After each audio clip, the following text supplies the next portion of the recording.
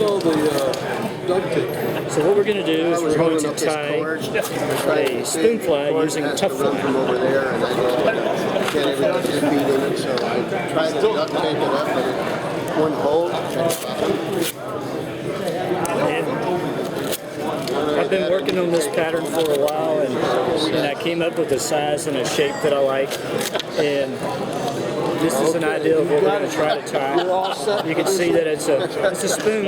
It's a little bit flexible. It's made out of a flexible Tuffleye material. It's cupped on the bottom, so it spins. And what we're going to do is we're going to tie it here. I came up with a pattern. I wanted to have something relatively small, and this fits on a 34007 size 2 hook. Okay. And I tie it that way because I'm throwing in really shallow water.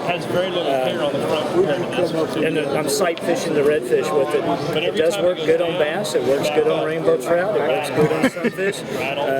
You've already tested it on these, have you? I've tested it on a lot of different things, and they seem to like it. And what we're going to do first is we're going to lay a thread base. Are you watching, John? Yeah. Okay. Get that deer hair out. Trying to get to where I can see. And I've just got some 6/0 yellow thread, and I'm using yellow because it blends in pretty closely to the color of the gold glitter that I'm going to use to give the fly some color. And all we're doing is making a good thread base, and I'm going to wind back about even to the point of the fly. Now, what about a heavier thread for those of us who are heavy-handed? You can. Okay. Okay. And just recognize that everything you put on the hook has to be covered up by the Tuffleye. And I'll show you what I mean. This is one that's clear, and you notice that there's no mono going on the outside edge of the fly. Right. The whole frame is nothing more than the hook and some pieces of mono that I'm getting ready to put on that I call rebar. And it has a weed guard on it. If you built a concrete slab, you know what I mean. Yes. And so that's what we're going to do next. And I'm just using plain old Mason's hard mono that you make a weed guard out of. Yep. And And what pound test? 20? I think, yeah, this is 20. Okay. If I can find the end of it. There we go. And I don't use much. I maybe trim off maybe 3/16 of an inch. But you notice how I turned over the fly, the hook. It's inverted in the vise, or it's just turned upside down. What I'm doing is I'm tying this mono on like a piece of rebar that you would use when you're building a sidewalk or a slab. But I put it on the inside of the hook. The reason why I did this is when we lay this hook down in the mold in a minute, this will become the back of a fly. And you don't want this piece of mono sticking out through the top because it'll look like a railroad tie or something like that. And it just makes for a bad looking fly. You can do it, but aesthetically it just doesn't look right to me. And I'll get a few pennies royalties. I wind up about 1/3 of the way, and I come in and I put another piece of mono on, just like I did the first one. And we're going to trim these even shorter in just a second here. I don't want them sticking out much more than 1/8 of an inch, maybe even less than that. And you can see these pieces stick out pretty far. We're gonna shorten them up. If you don't shorten them up, Have you done anything? they'll stick out of the inside of the hook or the fly. Yeah, I do And so what I do is I come in and I just trim them off even. You see how short they are now? Yeah. What Tuffleye is, it's actually an acrylic. It's not a glue. And because it's not a glue, it won't glue to anything. But what you need to do is you need to give it some sort of a foundation to attach itself to. The next thing I'm going to do is I'm going to put a weed guard on. This is what I use to do my eyes on. This is titanium wire. And I like it better than the regular piano strand wire or the trolling wire because it doesn't break. You can catch a lot of fish and it won't break. And what I'm going to do is I'm going to bend this to look somewhat like the end of a lightning bolt. And I've got some really fine needle nose pliers, and I'm trying to bend this almost all the way around so that I get a right turn there. You see that? Just barely. Hang on a second. Hold still. How's that? Wow, what a contrast. That looks good. Yeah, Okay. got it. But that's half of the bend. Now I'm going to come in and I'm going to do the same thing again, but I work down a little ways.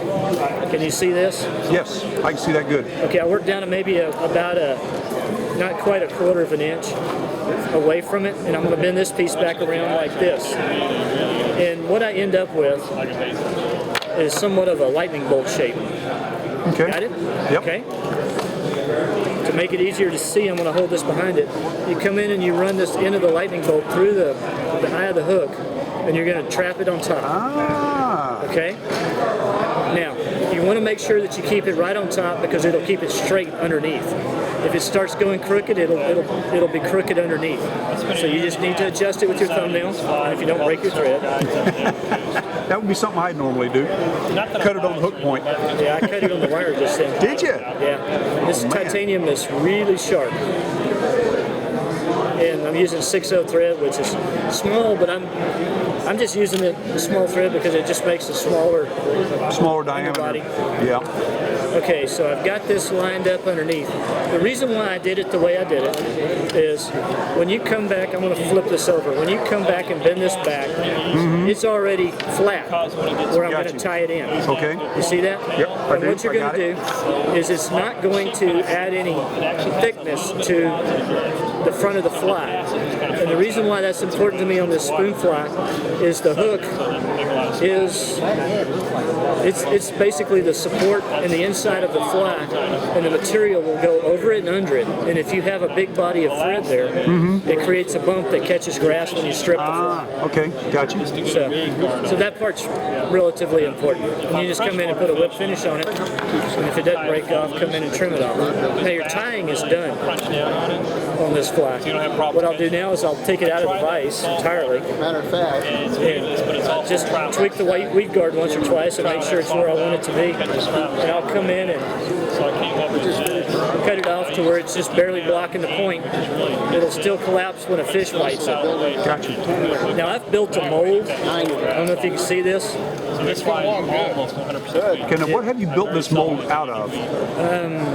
Is it some kind of Well, this silicone? particular mold is like silicone, but it's a dental product. Okay. It's what they give you to bite into to make an impression of your tooth. Yeah, I know what you're talking about. But silicone works. Okay.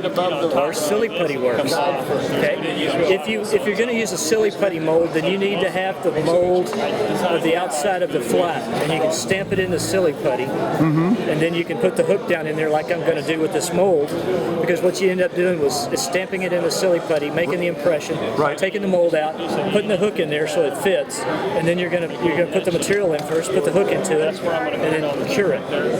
So I have a mold that's got an impression.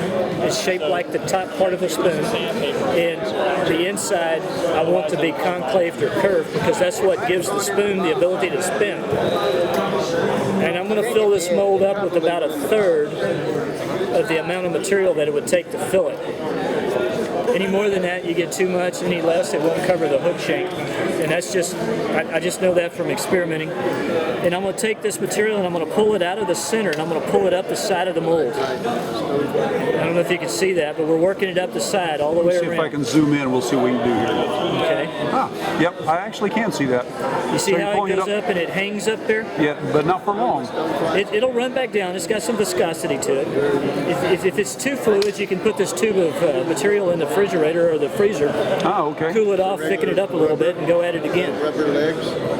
I just So now that I've got the material in the mold, what I'm going to do is I'm just going to take the hook and I'm going to come in here, and I've even got it the mold designed so that the eye of the hook has a place to slide in. Ah, Because okay. the material, I want the material to cover the hook, But not the eye. but not the eye, and I want it to cover the beginning of the hook eye, you know, the back of it right there. The reason I spent so much time designing this fly, And so, you see how it's covered? Yes. Everything's in there? he talked to Texas. Like I now. said before, the back of the hook makes the frame, Big trouts died. and it's basically following the contour of the fly inside there.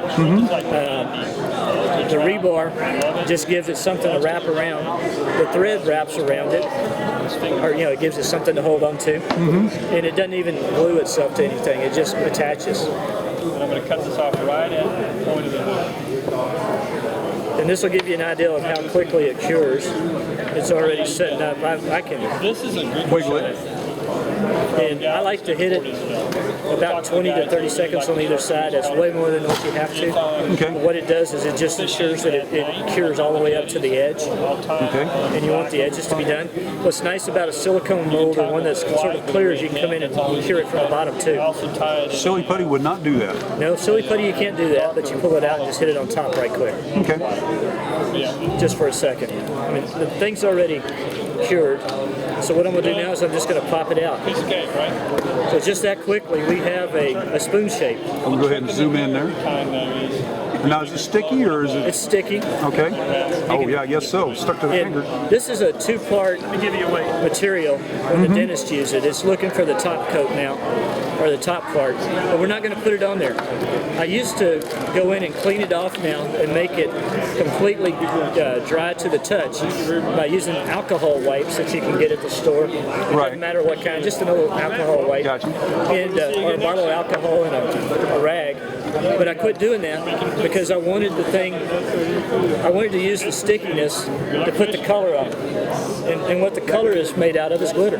Just the absolutely Just finest plain old glitter. Plain old ultra fine glitter. Yeah. You sign a contract. Don't sneeze. Yeah. Don't even breathe hard. Maybe bragging rights. And Let's see, $20. I tried putting it in a glitter bottle and shaking it, and it stuck to the side. That didn't work. Static, yeah. So, well, the stickiness. I mean, like I say, it's sticky enough that it would stick. But I figured out that I could use the tackiness of this to help, put the glitter on. So what I do is I just roll it in this pile of glitter. Only on the top or top and I bottom? do the top and bottom. Okay. There's only a certain amount that you can get on it before you have to touch it and start working with it. And I figure if glitter's good on the top, it's good on the bottom too. And so I come in and touch it real good. Yeah, just look at that. It's like a sparkle as you're doing that, as you're moving it around. Yeah. I mean, if you just look in the light, Well, you cut the and bottom. you take this thing outside, you throw it in the water, and it starts spinning, and it's just incredible. It comes to life. And then you drill out the hole. And then I dip it in plastic, or you can use fingernail polish. So we just And what I'm going to do now is I'm going to go in and I'm going to coat it with top coat.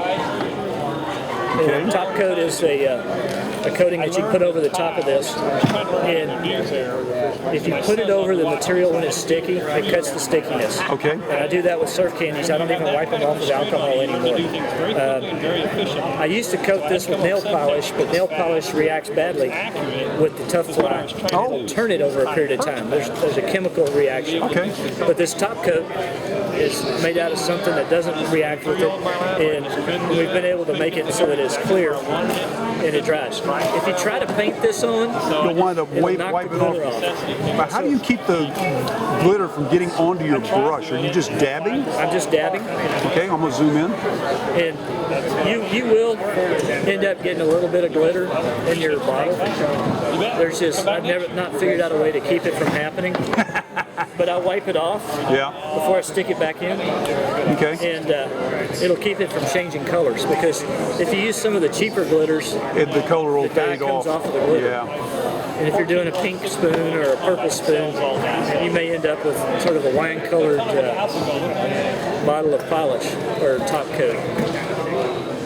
And so you just dab it on, and you notice how it really starts coming to flows. life. Yep. And I'm going to do the inside too. And this top coat is real fluid, so you have to work with it just like you would, nail polish, and try to keep it from running. And so you just dab it on.